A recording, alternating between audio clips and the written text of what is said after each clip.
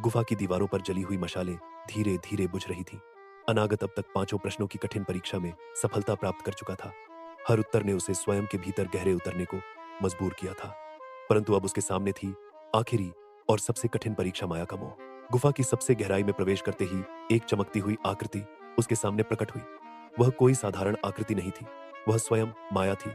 वह चेतना जो बुद्ध को भी कई जन्मों तक भरमाती रही थी। अनागत, माया ने मधुर स्वर में कहा, तू अब लौट सकता है। तूने ज्ञान पाया, शांति भी देखी। अब संसार में लौट जा। तुझे प्रेम मिलेगा, यश मिलेगा, वह सब मिलेगा जिसे मनुष्य जीवन में चाहता है। अनागत कुछ पल मौन रहा। वह जानता था कि यह सत्य नहीं है, यह उसका परीक्षण है। लेकिन माया के शब्दों में ऐसा आकर्षण था, जैसे किसी भूखे को रोटियों की खुशबू। अचानक गुफा का वातावरण बदल गया। अनागत ने अपने माता पिता को दिखावे उसे पुकार रहे थे। उसकी बचपन की मित्र चंद्रा, जिसके साथ उसने सबसे सुंदर दिन बिताए थे, उसकी ओर हाथ बढ़ा रही थी। सब कुछ इतना वास्तविक लग रहा था।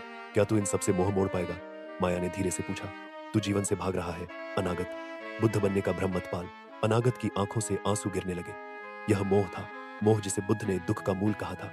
उसके भीतर एक युद्ध छिड़ गया, प्रेम बनाम निर्वाण, स्मृतियां बनाम शून्यता। तभी उसे याद आया वह वृद्ध भिक्षु, जिसने उसे गुफा की ओर बढ़ने से पहले एक बात कही थी, जब माया तुझसे तेरे सबसे प्रिय का रूप धरकर बोले, तब मौन ही तेरा शस्त्र होगा। अनागत ने आंखें बंद कर ली। उसने कुछ नहीं कहा, बस मौन साध लिया। न कोई उत्तर, न कोई प्रतिरोध। धीरे धीरे सारे दृश्य विलीन होने लगे। चंद्रा की छवि धुंधली हो गई, माता पिता की आवाजें मौन हो गई और माया की चमक बुझ गई। अब गुफा में केवल शांति थी, गहन, गंभीर और निर्लिप्त शांति। और तब दीवार पर एक छवि उभरने लगी, बुद्ध की शांत मुस्कान। तू पार हुआ अनागत। दीवार से जैसे कोई स्वर गूंजा। तू मोह से ऊपर उठा। अब तू केवल अनागत नहीं, तू जागृत है।